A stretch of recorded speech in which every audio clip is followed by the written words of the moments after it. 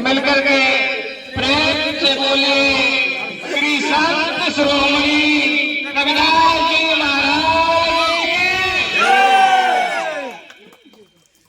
और आज की सभा लगभग समापन की ओर है और आप सभी लोगों ने जो भी सुना आज उस पर कुछ विचार करें और जो भी बताया हमारे चाचा जी ने, भाई जी ने जो भी बताया उसी को अगर अमल में लाया जाए तो हम एक अच्छे समाज को ला करके नौजवान में रख सकते हैं।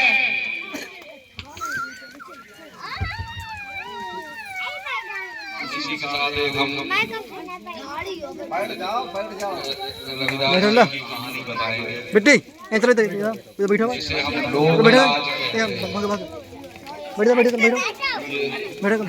लोग लाज हमें एक तरफ रखनी पड़ेगी।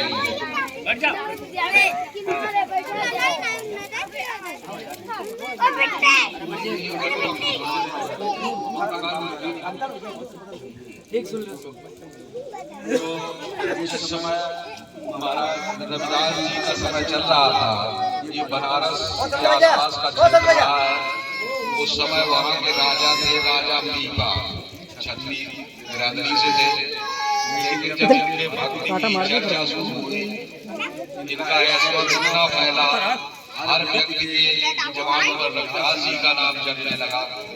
तो राजा साहब का भी मन हुआ, भक्ति भाव के थे कि महाराज से कैसे मिला जाए।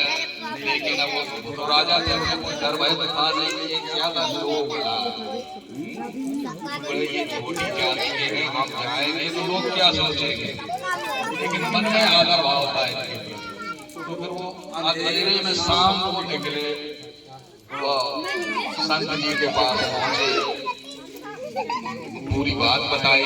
महाराज आपका हमने जो सुना, हम आपसे आशीर्वाद लेने आए, हमें भी परलोक का रास्ता दे। तो वही गुरु महाराज ने अपनी कटौती से थोड़ा अमृत निकाला,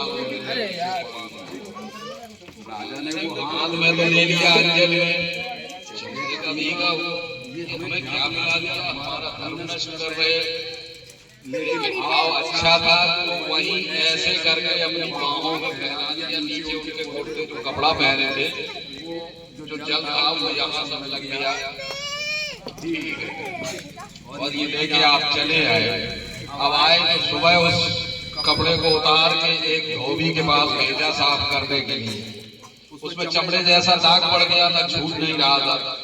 और विशेष कारणवश वो धोबी महोदय कहीं जाने को थे नहीं, लेकिन राजा का कपड़ा धुलना था।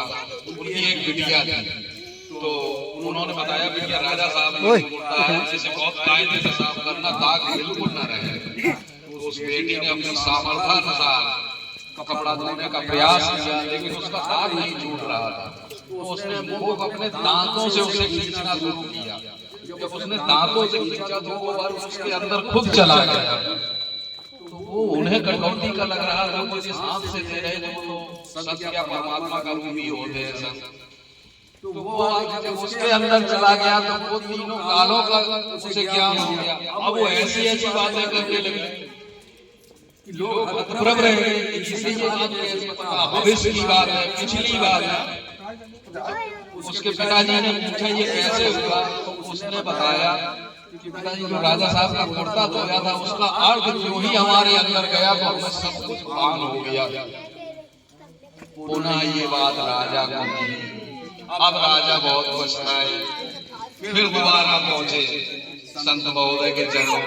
बोले महाराज बड़ा गलती हो गई है। बोले नहीं, वो तो दया थी, उस समय आ गई थी मालिक की। अब नहीं, अब नाम ले और भक्ति करो, दोबारा उन्हें वो चीज ना मिल पाई। तो ऐसे हमारे महान संत रविदास जी। तो एक बात और कहना चाहूंगा, हमारे बाबा भीमराव अम्बेडकर राजनीतिक पुरुष थे और ये परमात्मा स्वरूप रविदास जी थे।